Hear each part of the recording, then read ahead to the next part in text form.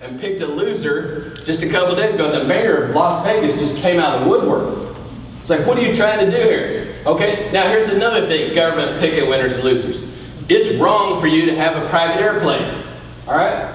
That's just not patriotic. It's patriotic for you to pay a lot of taxes, but it's not patriotic for you to own an airplane. Go to Wichita, Kansas, where I grew up, where people all over that town have been raising families, putting kids through school, paying their bills, and actually paying their income taxes, so they couldn't work for the government, obviously, anymore. But the fact is, you see, there are thousands of workers at Beach, Boeing, Cessna, Learjet, Gulfstream. Now, that is unpatriotic to buy an airplane. You talk to those people a year from now when the volume of sales of airplanes goes down, just like the volume of trade goes down in Las Vegas, and you start seeing big layoffs there because of that. You got a government saying, I'm going to help you, Mr. and Mrs. Big Bank, and I'm going to put you out of business over here. So what it does is it puts us down to nothing. There is no investment in this country right now. Not one investment. It's all rank speculation. I mean, I would love to buy ExxonMobil stock or Conoco with oil at 40 bucks or 35. I know it's going to be higher than that a couple of years from now, but I'm not going to buy one share of those companies because our government is threatening to take away their profits and windfall profits. You can't invest $100 worth into stock in Exxon and know what you're getting any more than you could invest $100 into JP Morgan Chase or Citigroup. You have no earthly idea what you're getting, and that's what I'm telling audiences all over the place that I run into, because they'll, after deals like this where I talk for 45 minutes or an hour, somebody will raise their hand and say, where do you put your money? Well, if you're scared to death of inflation, which a lot of people are, you've got a few choices. You go into gold, which people are. I don't recommend that. In fact, I would tell you, if you're thinking about buying gold, I would just suggest you take cocaine instead. It's a speculative commodity. At least with cocaine, you feel good before it kills you. And that is not an official Texas A&M position, all right? And just for full disclosure, because I believe in full disclosure, even though our government doesn't, I've never actually taken cocaine, but I did see Pulp Fiction one time.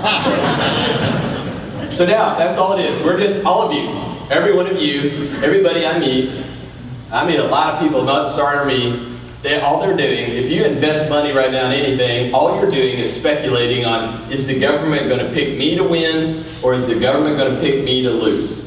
And until the government gets out of the picture, investors aren't going to do a thing. Now, what about the people that actually work for a living, add value to this country, called business people? What's their point of view? Well, see, the government's hacking off one part of the economy. They're just hacked off the investors, so they're there. But now here's, oh, here we go. All right, here's the business people's concerns. Going to raise income taxes on you. I may nationalize your industry. If you're in healthcare, health insurance, banks, I'm just going to take you over. Tired of you.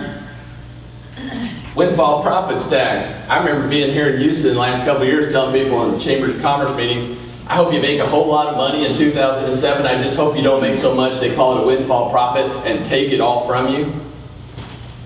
Not only do those businesses that work for an oil company that make a nice salary and might buy a field, let's just put a tax on everybody for our carbon emission, aimed at carbon neutral after this year. I know I'm going to get government tax on everybody's smokestack and raise electric utility rates all over this country.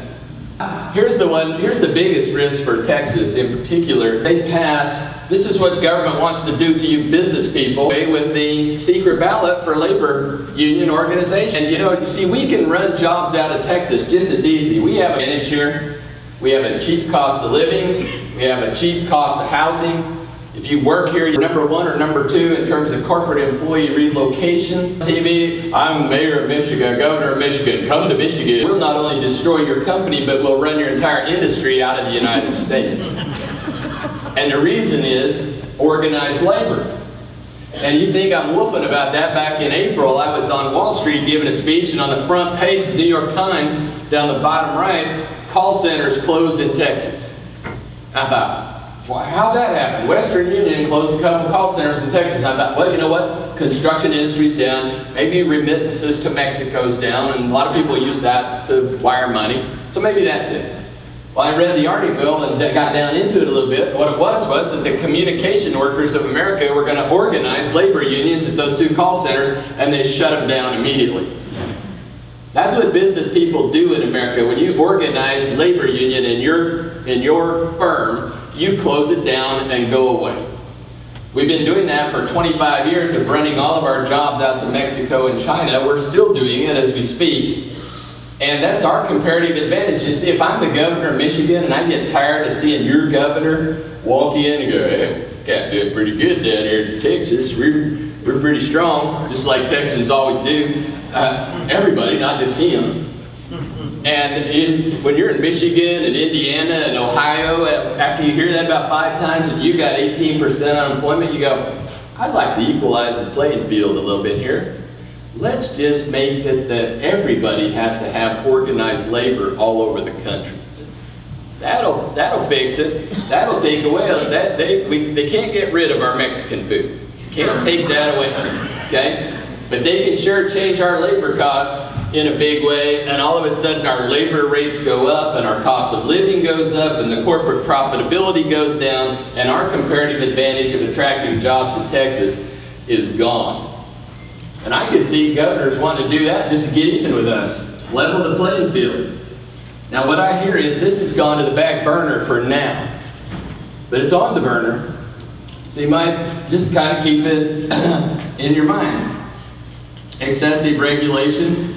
See, the nice thing is I call it partial full disclosure because at least the government is starting to tell the partial truth on occasion. And where I really noticed that was, what do they call these new leaders they're going to have out? Energy czar, car czar.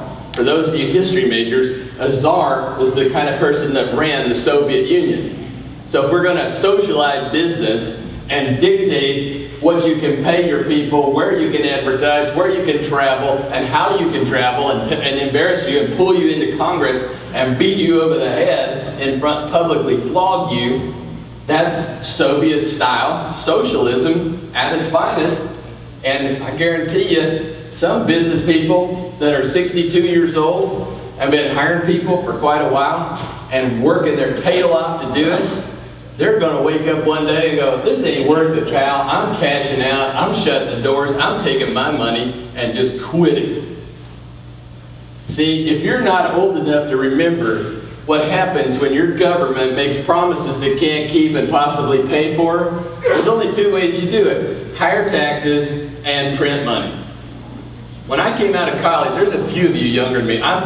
You were nice to hedge your bet on my age. I'm 54 years old and getting older by the minute, all right? I'm good with that. But when I came out of college in the 70s, guys and gals, I hit the 70% tax bracket by October. I woke up on October 1st and found out every dollar I made till the end of the year, I was going to keep 30 cents. And do you remember when Lady Bird was planting flowers all over Texas back in 1964? The top marginal tax bracket that year, in case you forgot, was 94%. That's what we're looking at here. I'm not picking on any individuals in government. The Republican government has sold this down too. The Democrats have helped do it all along too. I'm not a Republican or a Democrat. I don't want to know what your politics are. I'm a registered cynic now, all right? I don't believe any of them.